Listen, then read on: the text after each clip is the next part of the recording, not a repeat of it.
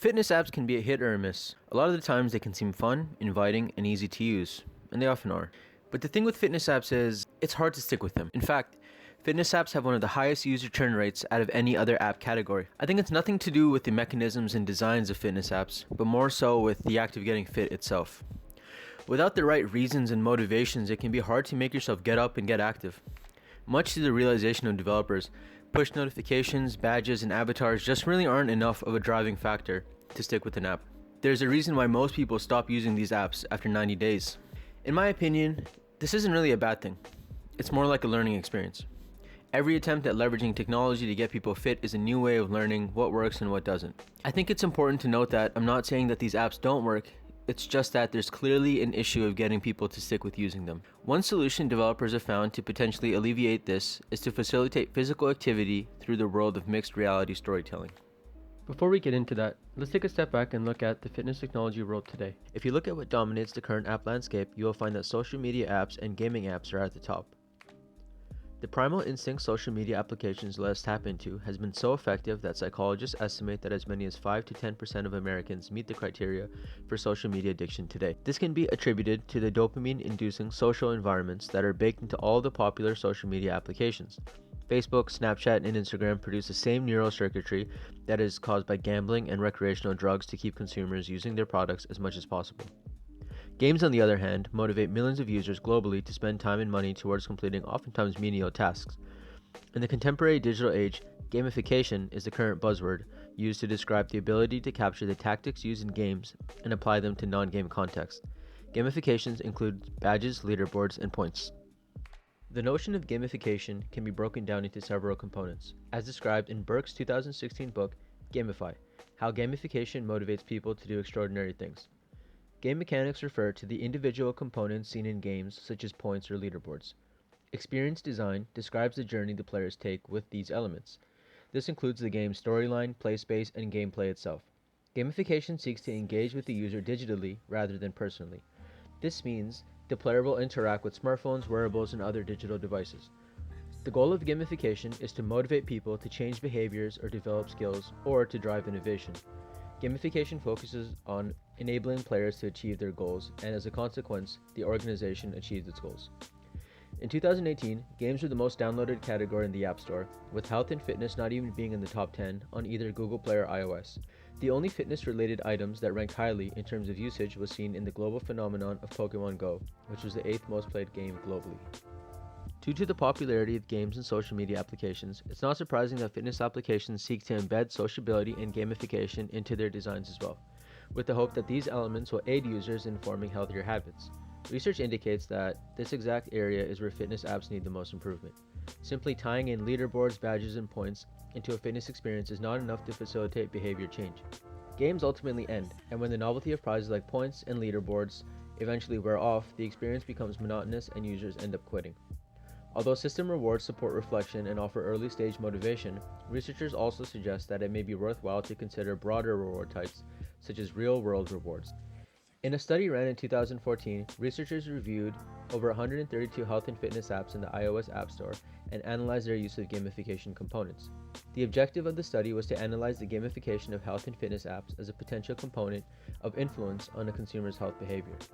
What the researchers found was the most popular apps showed widespread use of gamification principles, but low adherence to any professional guidelines or industry standard. Common gamification systems included leaderboards, level of achievement, digital rewards, real-world prizes, competition or challenges, and social or peer pressure.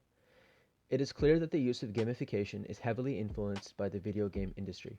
The use of game elements were correlated with app popularity.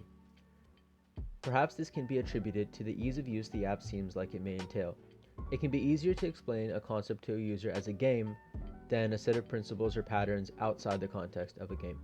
Relying only on gamification doesn't just fail to engage players, they can actually damage existing interest or engagement with the service or product itself. Adding on gamification elements to tasks without taking into consideration the overall design of the game can lead to making the user feel annoyed or forced into doing something. Reactants is a psychological phenomenon which states that humans will resist things they feel coerced into doing. This is counterproductive when the goal of the app is to help form behavior changes. To sustain motivation over a long period of time, users have to want to do the activity that they are doing. Researchers are also concerned with the promises that fitness apps make.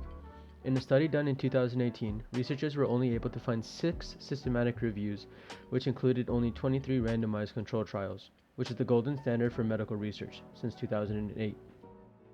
If the fitness aspect of the app does not cause the user to lose weight or improve their physicality, this will lead to users persistently deleting apps and trying others. Mixed reality storytelling utilizes a combination of real-world and digital-world elements to create an immersive experience for users. Oftentimes, this can be done with an element of narration alone. The goal for a mixed reality experience is to give users digital components that integrate with the physical world around them. For example, let's look at the app Zombies Run.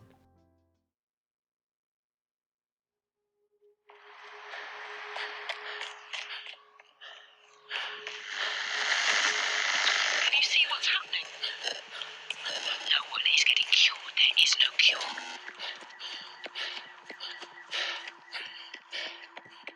Who's dead? All alone.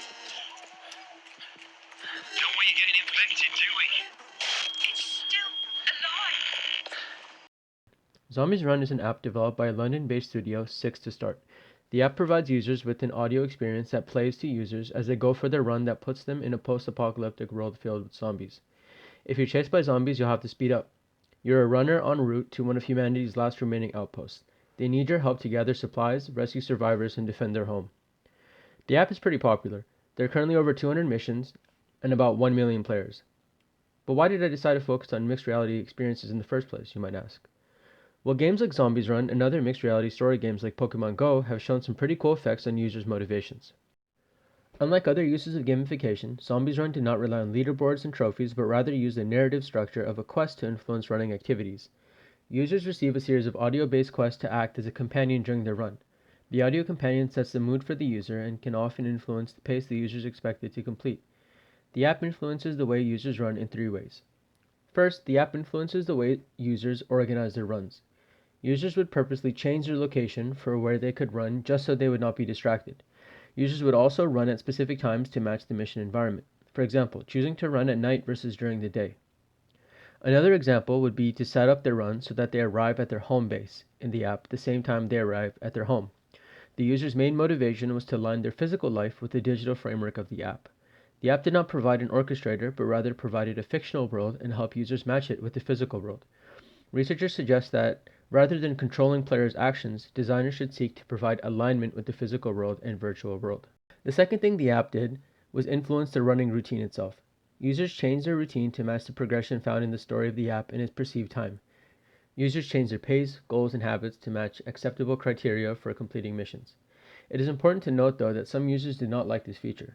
A user's willingness to use a particular feature can be dependent on mood, weather, and other conditions. The app should not really intervene with the user's existing habits, or at the very least, this experience should be optional. Lastly, the app influenced the user's perceived connotations with running, which is what I find the most interesting.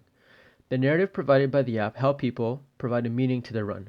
Self-conscious users found a way not to be worried about feeling unfit as they took on the identity of the main character presented by the game. Those who were bored with running reported feeling more excited about their runs. The narration of the story made the user actually want to run, even though the app could work if they were cycling or walking or even standing still.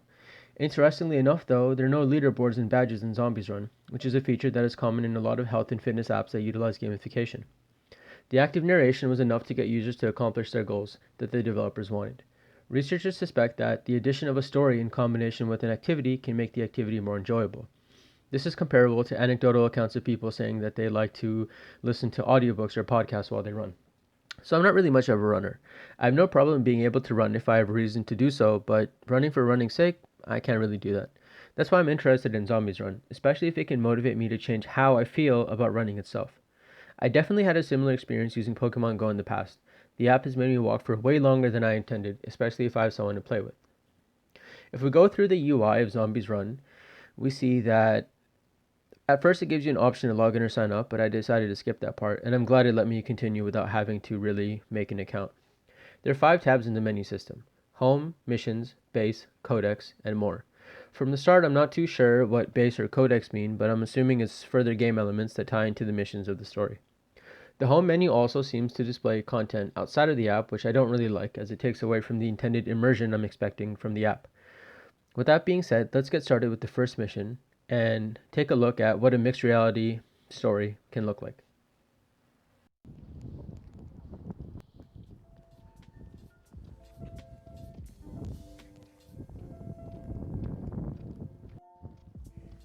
Even though you're kind of blurry. What's that you're carrying? Look at this, Doc. Runner 5 picked up something in the hospital. Is that the Centers for Disease Control file? What's that? Runner 5. No, this was what... When we sent her out, this was what happened. They're following you, Runner 5. The swarm from the car park, they're following you now. Run!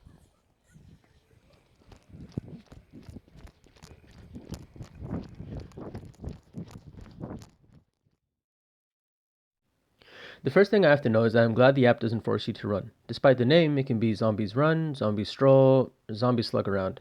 I have a hurt foot, so I tried running, but sometimes, for the most part, I was just really walking. The game lets you play your music and occasionally chimes in with story elements and notifies you as you collect survival items like water bottles and batteries.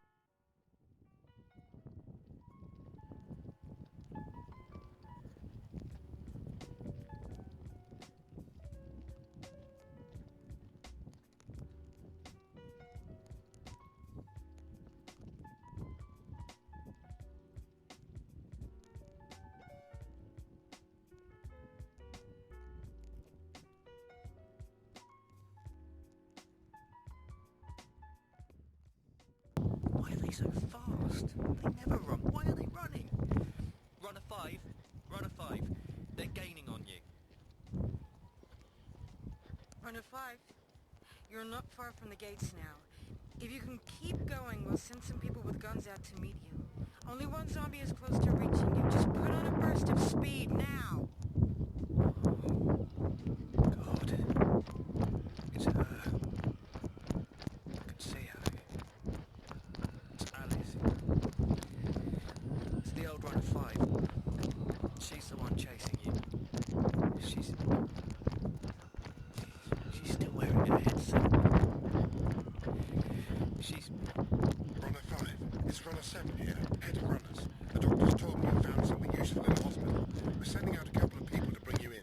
Just keep running, as fast as you can. Don't look back. She's right behind you. Just run.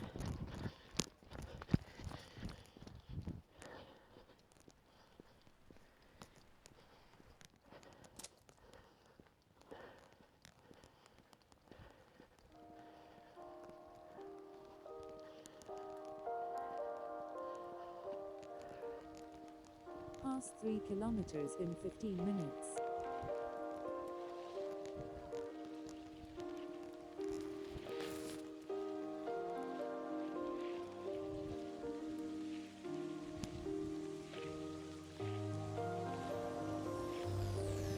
This way! Run! They're going to shoot her. I can't watch. I don't want to. That's what she would have wanted, Sam.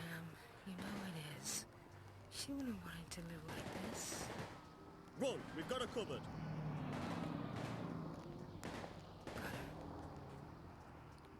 Raise the gates. Raise the gates.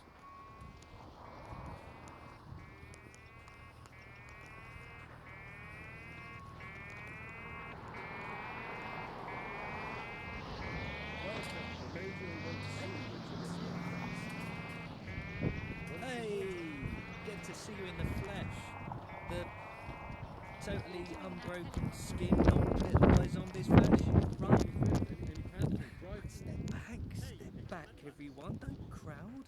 Give Runner 5 some space. Can't take in so many new faces right now.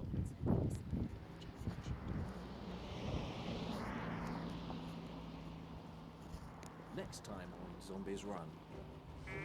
Oh, that's not supposed to happen. The gates are stuck. Can everyone see the gates are stuck? There's some pretty strange stuff going on around here. Runners, this is an emergency. The gates are stuck in the open position. We're open to all attacks. Go, go, go! Now, it's just you and me. Duck down just a second there, honey. Mission completed. I have to say it's a pretty cool experience. I like that the app phases my music in and out. It almost feels like I'm using an audiobook or listening to a podcast, except I'm the one controlling the story. The caveat to this is it's kind of hard to pay attention to the story itself. I get distracted easily and often find myself not remembering what was just said. Furthermore, some of the characters and voices were a little annoying. I've had some experience playing with other apps that have an audio experience, like Headspace for example, and I didn't really have anything that annoyed me about the narrator. So maybe there's something to be said about the types of characters that they include. Each mission plays like an episode, leaving something hanging at the end that makes you want to run again. I'm not too interested in the base builder stuff yet, but I can see why an app like this can be engaging. To dictate the pace, the app provides moments where they make you feel like zombies are approaching and add audio to encourage you to keep running. One thing I have to add that is smart here is the genre. The concept is interesting enough to get you hooked in the beginning, and the idea of inducing fear in you as you run sort of brings up this flight or fight feeling. Also, you don't really need much to make you feel like you have to keep moving. Zombies are chasing me, I need to run. Pretty easy to understand.